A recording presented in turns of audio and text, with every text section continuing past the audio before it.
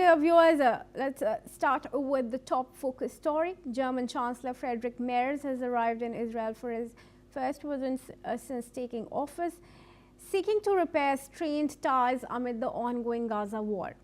Landing in Tel Aviv, Merz was welcomed by Israeli Foreign Minister Gideon Sa'ar, who called him a true friend of Israel. The meeting later with President Isaac Herzog in Jerusalem, Merz stressed that Germany's commitment to Israel remains an unchanging core principle of its foreign policy.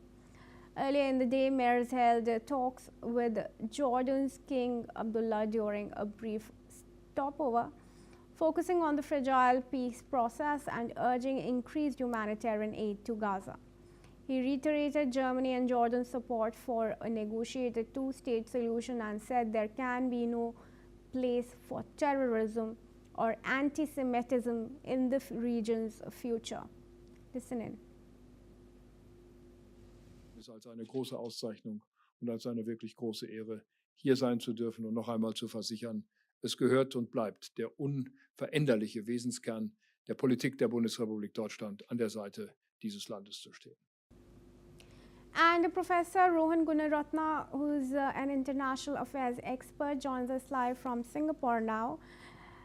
Thank you, Professor Gunaratna, for joining us here at NewsX World. Now, this is very crucial, the visit of Merz, and his meeting, of course, is coming after Netanyahu has asked for a presidential pardon on the corruption trial. How do you think that's going to go on? And given that Merz has met with Isaac Herzog in the middle of this situation? I believe that the Germans have a very good understanding of what is happening. Germany understands the threat of terrorism, that the Gaza war started because of a very brutal Hamas attack that took place in 2023, October 7th. And of course, Germany is fully backing the dismantlement of Hamas, the disarming of Hamas, the demobilization of Hamas. But of course, Germany is also very concerned about the civilian deaths in Gaza.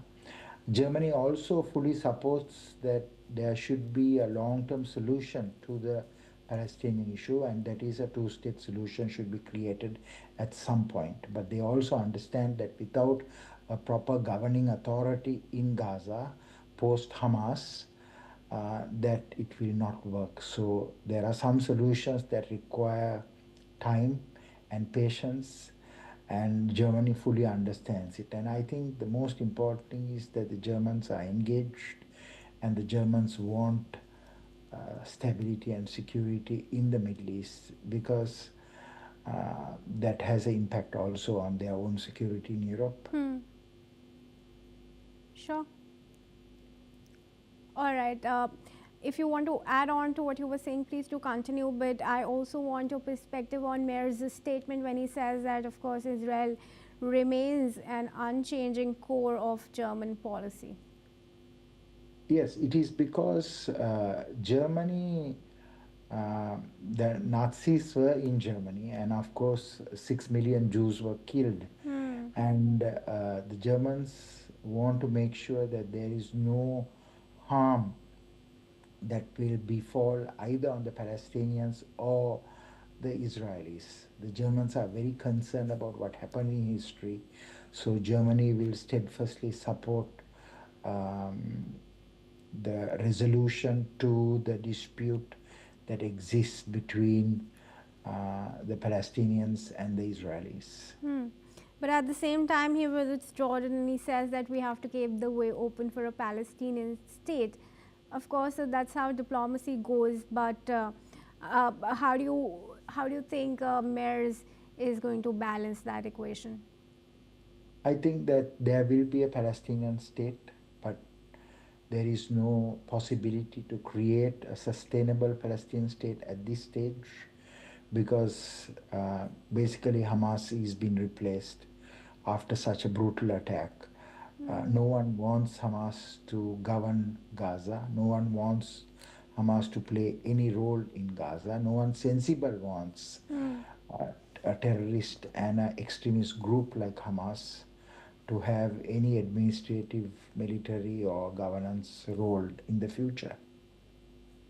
Right, I'll take this up in a discussion as we move on, and I request you to stay on now, Professor Gunaratna.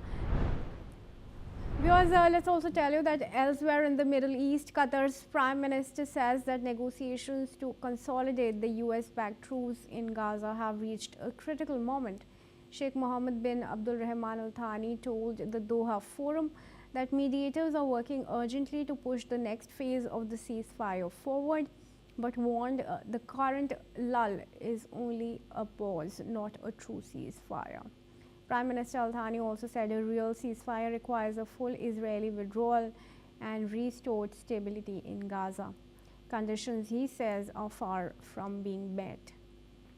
Talks continue on US President Donald Trump's broader plan to end the two-year war, including establishing an international security force and forming an interim technocratic Palestinian government.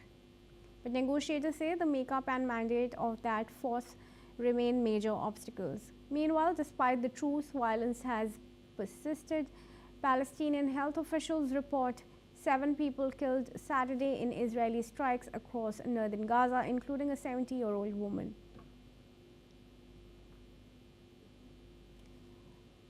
And I now request Professor Gunaratna to join us back in the discussion here. Professor Gunaratna, now this is also a test for Trump's diplomacy. The peace plans that he's trying to mediate are not standing the test of time.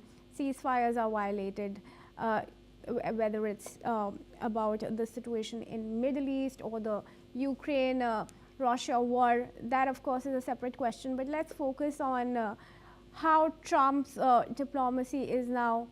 The Middle East situation remains a litmus test for it. Kriti, what you are saying is correct. That is, the peace plan, Trump's peace plan, has 3 phases. First phase is the release of all the living and the deceased hostages, and that has been done except one deceased hostage, an Israeli hostage. Everyone else has been released, both deceased and alive.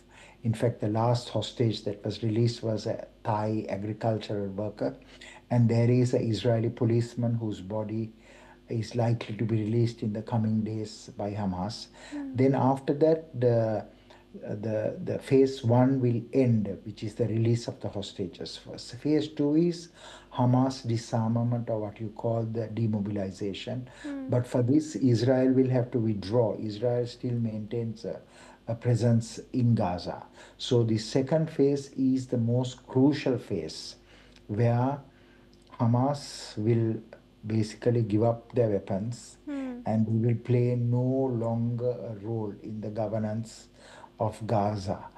And of course, Israel will have to move, and that is why the mediators are also now providing their views that this is the most crucial phase. President Trump himself is very committed to it. Day before yesterday, the White House released the national security strategy, and in that strategy, in the introduction itself, Trump refers to these developments. So I personally believe that Trump will play a very important role to ensure that the Gaza peace plan will work, because he's already committed to it. He's already made so many announcements. And of course, there are many countries in the Middle East who are determined to ensure that there is a restoration of peace and security in Gaza, so that the Middle East can be a stable region. In fact, Professor Gunaratna, let's give our viewers some context to that as far as Hamas giving up arms is concerned. Viewers, let's tell you that Hamas has said that it is prepared to hand over its weapons